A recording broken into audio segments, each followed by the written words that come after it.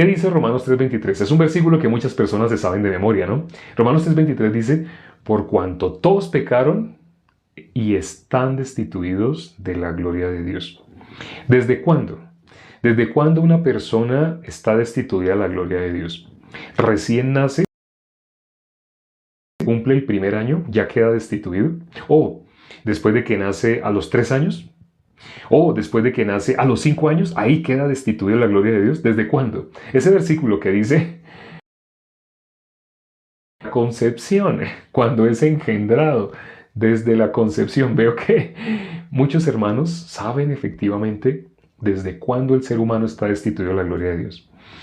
¿Por qué se nombra entonces tanto a David aquí en este capítulo? A pesar de que se está hablando de la obra que hizo Salomón, pero se nombra el arca del pacto y se nombra a David. Y se hace una comparación entre los dos. David, varón conforme al corazón de Dios.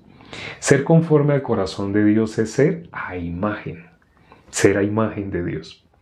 Eso es ser conforme al corazón de Dios. En el caso de Adán, todo lo que Adán, el nombre que Adán le ponía a los animales, ese era el nombre que tenían. Decir que un conejito no se llama elefante. Y el nombre elefante le queda muy bien a un elefante, pero un nombre elefante no le queda bien a un conejito. Conejito es conejito, cocodrilo es cocodrilo. Adán le puso el nombre y el nombre le queda muy bien. Hay personas que se burlan cuando he hablado esta parte. Eso es bíblico, eso que estoy diciendo es bíblico. Pero hay personas que se burlan porque usan la lógica. Y resultan diciendo, pero porque estamos acostumbrados. Si nos hubiéramos acostumbrado a llamar cocodrilo a un conejo, pues no veríamos ningún problema en llamar cocodrilo. Así piensan. Pero no es así. Nosotros pensamos así cuando usamos la lógica. Cuando usamos la lógica no necesitamos a Dios. La lógica. Por eso el ser humano, desde que nace, bien lo dijeron los hermanos y la gran mayoría de las personas que están conectadas el día de hoy, ¿desde cuándo está destituido de la gloria de Dios? Desde que es engendrado. Desde la misma concepción, lo que se llama haber concebido. Desde ese mismo momento el ser humano ya está. Eso, David, siendo el varón de Dios, varón conforme al corazón de Dios, es alguien que tiene la misma vista que tiene Eliseo. Segundo de Reyes, capítulo 6, cuando le pide a Dios que le abra los ojos a Giesi. ¿Por qué? Giesi, ¿acaso Giesi no veía? Giesi ve. Pero ¿qué es lo que Giesi ve? Lo que ve todo ser humano que no es conforme al corazón de Dios. Lo que ve todo ser humano que todavía no tiene la imagen de Dios. Dios nos hizo a su imagen. Dios nos hizo así, a su imagen. ¿Quién en este momento conserva la imagen de Dios? La palabra para este año, 1 versículo 26. Dijo Dios, hagamos al hombre a nuestra imagen, conforme a nuestra semejanza. Y señore en los peces del mar, en las aves de los cielos, así en las bestias. Pero esa imagen, sabemos en Génesis 3, se perdió. ¿Quién recuperó esa imagen? El justo. Esa palabra que recibimos este año no es una palabra para todas las personas de los que han alcanzado la justicia de Dios. Sé que a más de uno les sonará raro. En este momento, más de la mitad de las personas que están conectadas sé que ya recibieron la justicia de Dios. Ya recibieron el punto de vista de Dios. Les voy a contar cómo fue en mi caso, cómo fue el cambio. Punto de vista de Dios y después de que recibí el punto de vista de Dios. Antes que recibiese el punto de vista de Dios, cuando compartía, yo predicaba. Ustedes sabían, había recibido de los hombres, había recibido título de pastor por haber aprobado con excelentes notas hermenéutica, escatología, homilética, exégesis, por haber aprobado todas esas materias y con por los hombres. Todavía no había sido enviado por Dios y yo no lo sabía. Eso es algo que vine a descubrir más adelante. Cuando recibí la salvación, pude darme cuenta, entonces ese título que me habían dado era mentira. Ese título era falso. ¿Qué hice con ese título? Así. No lo usé ni siquiera como papel en el baño. No, fue a la basura. Literal a la basura. No servía ni para ser usado como papel de baño. Ni siquiera. Eso es lo que es ese título humano dado por los hombres. ¿Qué predicaba yo cuando tenía ese título? ¿Qué predicaba? ¿Qué anunciaba? Con cualquier persona que me encontraba, ¿qué es lo que le hablaba? Le hablaba a las personas cómo deben ayunar, cómo deben hacer sus ofrendas, cómo deben alabar a Dios, cómo deben hacer guerra espiritual, cómo deben, hablaba muchos temas, solo había un tema que no hablaba. ¿Sí saben? ¿Qué tema no hablaba? ¿Qué tema no habla una persona? Bueno, hago esta pregunta. ¿Qué tema no habla una persona que aún no ha recibido la salvación? Un pastor, un líder de una iglesia que aún no ha recibido la salvación. ¿Qué tema habla?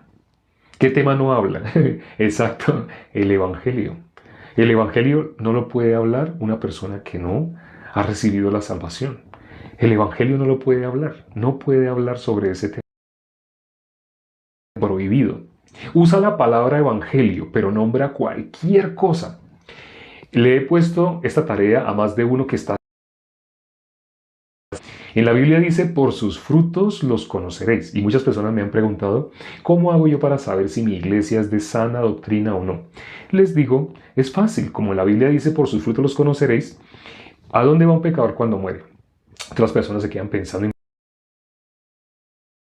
Sí, bíblicamente, no importa nuestras emociones o lo que nosotros queremos o nuestro buen deseo, no. Quitando musiquita, quitando todo fondo y quedándonos simplemente con la palabra. Cuando nos quedamos con la palabra, nos quedamos con la verdad. Quedándonos con la palabra, sin música, sin ninguna afectación sentimental, solo con la palabra. Cuando nos quedamos con la palabra, ¿a dónde va un pecador cuando muere? Y las personas saben la respuesta. Bíblicamente un pecador muere, va al infierno. Inevitablemente, es inevitable. Entonces, bueno, como por la Biblia dice, por sus frutos los conoceréis, entonces, ¿cómo haces tú para saber? ¿Cómo detectas tú cuál es el fruto de una, entre comillas, iglesia? Pues le pregunto a los que se congregan. Exacto, ¿qué le preguntas? Le pregunto si son pecadores. Claro, hazle esa pregunta. Pregúntale a los miembros de la iglesia si son o no son pecadores. Vas a notar cómo algunos van a tratar de esquivar la pregunta. Algunos van a tratar de irse por las ramas. Otros van a decir, cuando honestamente se quedan pensando, van a decir, pues yo soy pecador, yo no puedo decir que no sea. Y le preguntas a otra persona y a otra persona y a otra persona. Ya te das cuenta si realmente estás en la iglesia. Porque bíblicamente iglesia es la congregación de los justos. ¿Dónde habita Dios? Dios habita, hago esta pregunta. Dios habita, voy a colocar dos situaciones opuestas. Voy a hablar lo contrario de la santidad. ¿Qué es lo contrario de la santidad? ¿Qué es lo opuesto? Lo opuesto de santidad. Ya tenemos aquí santidad. ¿Qué es lo opuesto de santidad? Lo contrario de santidad. ¿Qué es lo opuesto? ¿Qué es lo opuesto de santidad? Pecado. Bien, exacto. Entonces existe el pecado y existe el pecado y existe la santidad. Dos cosas opuestas. ¿Dónde habita Dios? Dios habita en el pecado, Dios habita en la santidad. Ahora es otra pregunta. ¿Dónde habita Dios? ¿En el pecado o en la santidad? ¿Dónde habita Dios? ¿En cuál de esos dos corazones? En la santidad. La Biblia lo dice. Dios habita en la santidad. Donde hay santidad, no hay nada de pecado. El pecado bíblicamente es comparado con las tinieblas.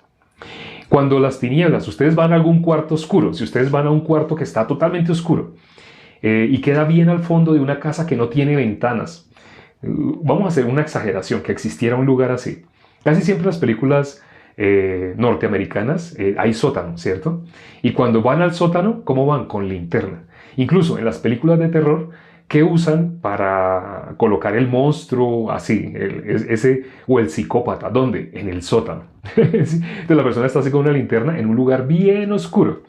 Cuando la persona está en una cosa, disipa la oscuridad, las tinieblas. Cuando la persona grita, si la persona grita, deje de estar oscuro, quiero que ya no esté más oscuro. Si la persona grita así con toda su fuerza, oscuridad, váyase, váyase, oscuridad, váyase. ¿Qué cosa hace que la oscuridad se vaya? la luz. ¿Sí? Una persona para que la oscuridad, para que las tinieblas se vayan, para que se vaya la oscuridad de ese sótano. Entonces la persona entra al sótano, entra así como cogiéndose de la baranda, como ya está oscuro, ya no alcanza a ver. Entonces tiene los ojos cerrados y se va así cogiendo y va bajando las escaleras y baja por abajo, empieza a reprender. Tinieblas, te reprendo, tinieblas. Tinieblas, salgan de aquí. Ahora mismo las tinieblas se van. ¿Eso hace que las tinieblas se vayan? Por supuesto que no. Lo único que saca las tinieblas es la luz. La persona que está tocando la pared y por accidente tocó un interruptor, le hace así el interruptor y prende todos los bombillos que hay en el sótano. Hay 3 bombillos en el sótano, se prenden y hasta en la escalera hay un bombillo. Cuando se prenden los bombillos, ¡ah!, se ve claritico, se ve claro, se ve claro, se ve claro. Las tinieblas no se van cuando una persona hace guerra espiritual. La oscuridad no se va cuando una persona dice, yo no quiero tinieblas, yo no quiero luz, yo no quiero oscuridad, yo no quiero oscuridad, quiero luz. No, las tinieblas únicamente se van con la luz. Lo único que disipa las tinieblas es la luz. ¿Sí? Lo único que quita las tinieblas es la luz. Entonces, donde hay pecado, ahí puede estar Dios. Dios habita en la santidad. Donde hay santidad, ¿puede haber pecado? El pecado es sombra de las tinieblas. Donde hay tinieblas, ¿qué necesita que resplandezca? La luz. Ciertamente en la Biblia dice que Dios habita en la oscuridad. No sé si habían oído. Ese versículo aparece en la Biblia, aparece en el Antiguo Testamento, en el Nuevo Testamento. Dios donde resplandece, la luz donde brilla, en las tinieblas. Por eso nuestro Señor Jesucristo, cuando vino por los pecadores, para que las tinieblas se fueran. Y en la Biblia habla de cada persona individual, ¿dónde está su lámpara? Los ojos. Si los ojos de una persona están llenos de luz, todo su cuerpo está en luz. Está hablando de nuestro Señor Jesucristo. Pero si los ojos, la lámpara de una persona, es tinieblas, todo su ser está lleno de tinieblas. El pecador representa la oscuridad. ¿Dónde resplandece la luz? La luz resplandece en la oscuridad. Jesús vino para iluminar. ¿A qué iba a iluminar? A lo que estaba 100% en tinieblas. En tinieblas. Ahora, ¿dónde pasa? Se convierte en santo. Si ya dentro de lo que era tinieblas, ahora fue iluminado, ahora se convierte. Por eso la Biblia, el apóstol Pablo, cuando saluda, ¿cómo saluda el apóstol Pablo? Si ustedes miran las epístolas paulinas, como son epístolas, son cartas, ¿no? Si alguna persona no sabía, epístolas son cartas. Cuando él dirige sus cartas, por ejemplo, la de los Corintios, o la de Gálatas, o la de Efesios, o la de Filipenses, cuando ustedes miran cómo las dirige, los primeros versículos, él dice a los santos. Primero que todo, yo, apóstol de Jesucristo, no nombrado por los hombres, sino por Dios mismo, por Jesucristo mismo. ¿Por qué él tiene que presentarse? Ya sabemos. Porque en Hechos, Pedrito, sin haber recibido el Espíritu Santo, el Espíritu Santo lo recibió en Hechos 2, pero en Hechos capítulo 1, antes de recibir el Espíritu Santo, él tuvo una muy buena iniciativa. Vamos a elegir al sucesor de Judas. Matías, ¿dónde más aparece en la Biblia Matías? Solo aparece en ese capítulo 1 de Hechos. Cuando Pedrito lo escogió, echaron suertes entre dos y las suertes cayeron sobre Matías. Entonces dijeron, bueno, entonces Matías va a ser. Dios no escogió a Matías. Miramos el resto del Nuevo Testamento. ¿Dónde más aparece Matías? No aparece. Debido a que Pedro, sin el Espíritu de Dios, antes de recibir el Espíritu de Dios, eligió en su carne, es decir, por su propio punto de vista, eligió a Matías.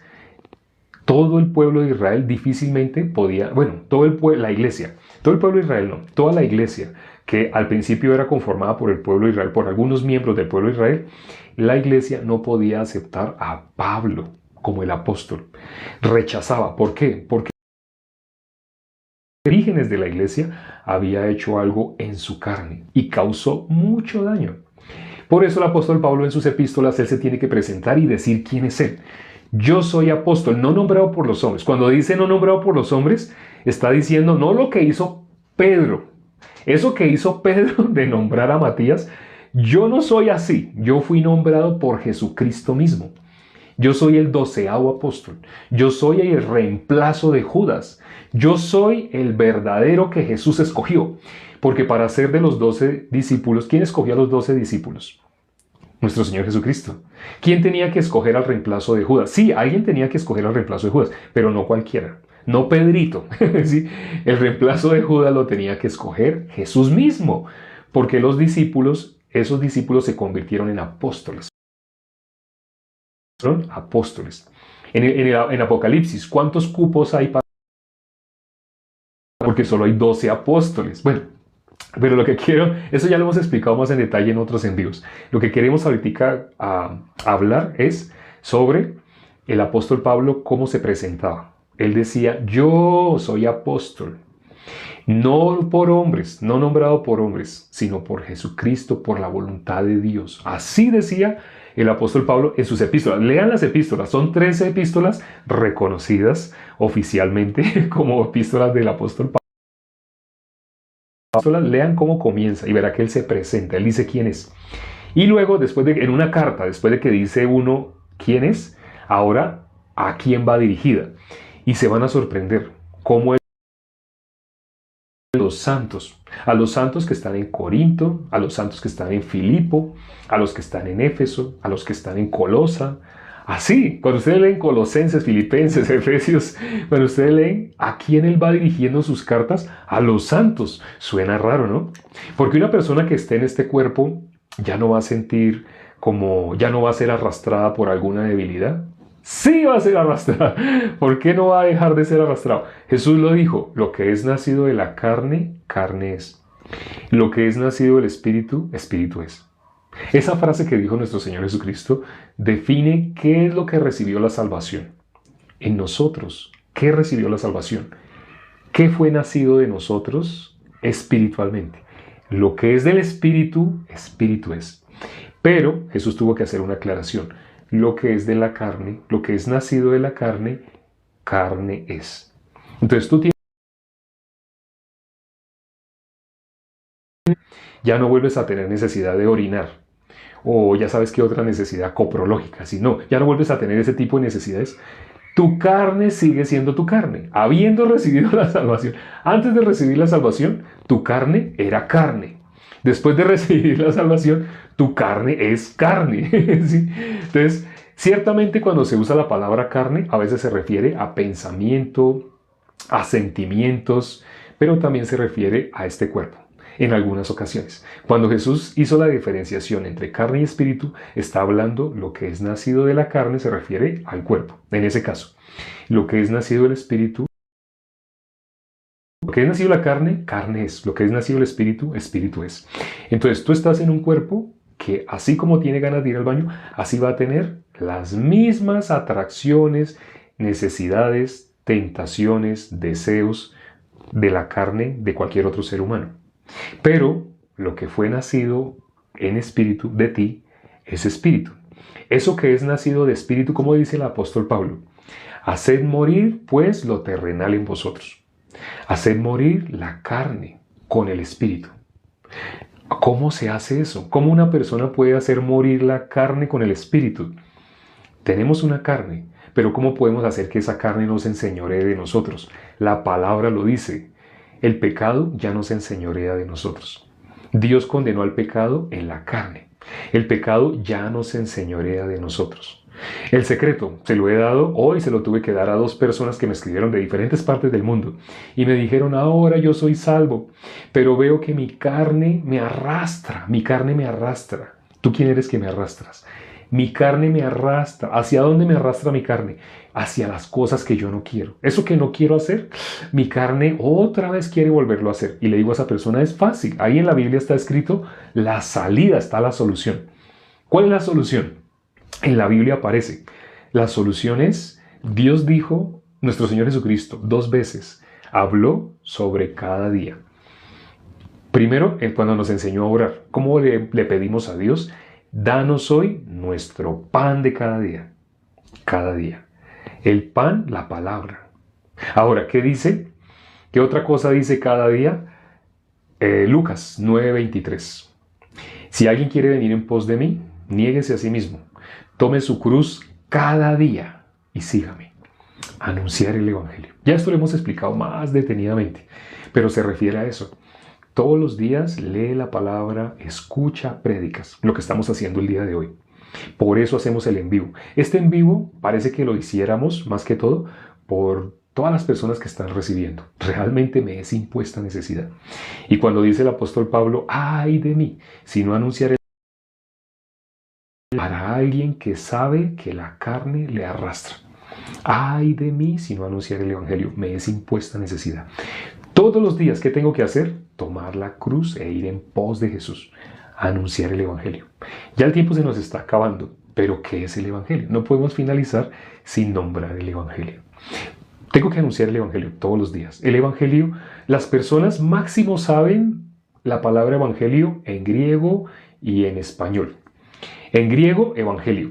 Sí. En español, buenas nuevas o buena noticia. Es lo mismo, es como decir hola y hello.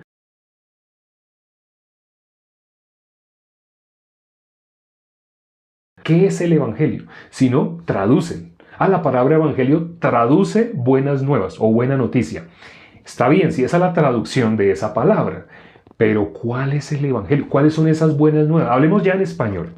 Ya no hablemos en griego ni en latín, hablemos en español. ¿Cuáles son esas buenas nuevas? Hay que ya les enseñó a traducir la palabra evangelio, pero no saben cuáles son esas buenas nuevas, cuáles son esas buenas noticias. Las buenas nuevas son, hoy nombramos, ¿cuál es la condición de todo ser humano? Romanos 3:23, por cuanto todos pecaron están destituidos de la gloria de Dios. Todo ser humano, ¿cómo nace? Destituido de la gloria de Dios. La buena nueva es, Jesús solucionó ese problema. Tú no lo podías solucionar. Jesús vino a que tú dejaras de estar destituido de la gloria de Dios. ¿Cómo lo hizo Jesús? Su sacrificio, el sacrificio que Él hizo, porque Él fue el que lo hizo, el sacrificio que Él hizo, eso que de la corona de espinas, que lo azotaron, que lo crucificaron, esa muerte tan horrible y tan tortuosa, Él la padeció por ti, para que tú fueras libre del pecado. El pecado no es lo que te han enseñado. A ti te han enseñado que pecado es, dije una mentirita, para que mi jefe no me echara, me tocó decir, me siento mal porque dije una mentirita el día de hoy. Las personas, Satanás hace que las personas piensen que pecado es algo que ellos hacen o dejan de hacer. Pero bíblicamente el ser humano, ¿por qué está destituido de la gloria de Dios? Estar destituido de la gloria de Dios significa pecador. Pecador es estar destituido de la gloria de Dios. ¿Cómo la persona vuelve a recuperar, a restaurar, a volver a tener comunión con Dios? ¿Cómo vuelve a tener lo que dijimos al principio de David? ¿Cómo vuelve a esa imagen? ¿Cómo vuelve a ser a imagen de Dios? Por la obra que hizo nuestro Señor Jesucristo. ¿Solo por fe? ¿Solo por creer? ¿Solo tengo que creer que Jesús solucionó el problema del pecado? ¿Solo tengo que creer eso y ya? En ese momento entonces yo ya vuelvo a recuperar la imagen. Sí, así es. Pero creer no es algo de tu voluntad. Tú no puedes creer porque tú quieras. Bueno, entonces yo voy a creer que ya Jesús que limpió mis pecados. O como dice un versículo, que Jesús terminó con el pecado. O como dice un versículo, que Jesús es el Cordero de Dios que quitó el pecado del mundo. No, así tú repitas, no importa lo que tú repitas como un loro. Un loro también puede repetir, ¿no? No importa lo que tú repitas. Si tú en tu corazón crees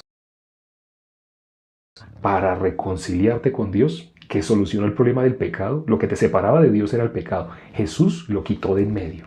Ya tú tienes entrada libre a la presencia de Dios por la obra de Cristo. La salvación entonces es por fe. Solo tengo que creer. La salvación es por fe, solo tienes que creer. Pero la fe viene por el oír. Lo que hacemos aquí en el en vivo todos los días es anunciar estas buenas nuevas para que tú tengas en tu corazón la fe, la certeza de la obra que hizo Dios. La fe solo viene por el oír. No es por algo que tú hagas. Yo creí que era cuando yo hacía la oración, cuando me bauticé, cuando fui a un retiro. No. No es porque tú hayas hecho algo. La salvación no es a cambio de nada que tú hagas. Las religiones te van a enseñar así, que tú tienes que hacer algo. Pero cuando tú miras la Biblia, la salvación no es así. La salvación es por fe. ¿Qué dice Efesios 2, 8 y 9? No por obras, para que nadie se gloríe, pues es don de Dios. Es un don que Dios da Tú estás escuchando ahora el Evangelio. El que lo puedas creer no está en mis manos. El que lo puedas creer está únicamente en la potestad de Dios. Si quieres y quieres buscar la salvación, primero debes reconocer que no la tienes. Y luego escucha aquí, el en vivo, todos los días, a esta misma hora. En ese momento el reloj marca que son las y 34. Quiere decir que hace 34 minutos comenzamos. Y durante aproximadamente 33, 4, 5 minutos estamos compartiendo todos los días para que tú puedas recibir la salvación. Espero que hoy algunas personas la hayan podido recibir y quienes no, perseveren. Perseveren. Inevitablemente hasta que obtengan la salvación. Y después de que la obtengan, sigan con la iglesia. Vamos a orar para terminar. Padre, gracias por este tiempo que nos permites para considerar tu palabra. ¿Cuántas personas hoy escucharon por primera vez cómo se obtiene la salvación? Y la condición de todo ser humano, pecado, separado de Dios. Para poder recibir la salvación, la persona tiene que darse cuenta, no por lo que hace, bíblicamente por Adán, todo ser humano, desde antes de nacer ya estaba separado de Dios. Satanás hace que las personas se miren a sí mismos para que se sientan pecadores por lo que hacen, dejan de hacer. Por eso no pueden ver la salvación bíblicamente, no pueden entender el lenguaje espiritual porque están mirando con ojos humanos. Tienen que mirar con los ojos de Dios. Para poder recibir la salvación, inevitablemente tienen que creer a la palabra de Dios. Hemos orado y todo te lo hemos pedido en el nombre de nuestro Señor Jesucristo. Amén. Gracias, hermanos, amigos, invitados y quienes nos visitan. Nuestra cita todos los días es a la misma hora, ya saben. En ese momento dice que son las y 35, quiere decir que hace 35 minutos comenzamos. Mañana igual, como todos los días, a la hora en punto. Muy probablemente, mañana este en vivo no lo dirigimos desde acá, hoy lo dirigimos desde Colombia, pero mañana se dirige. El encargado está en Argentina y es probable que tengamos a un seminarista o a un evangelista o a un pastor. Mañana va a haber invitado especial, no se lo pierdan. Y nos vemos entonces pasado mañana, Dios mediante. Chao.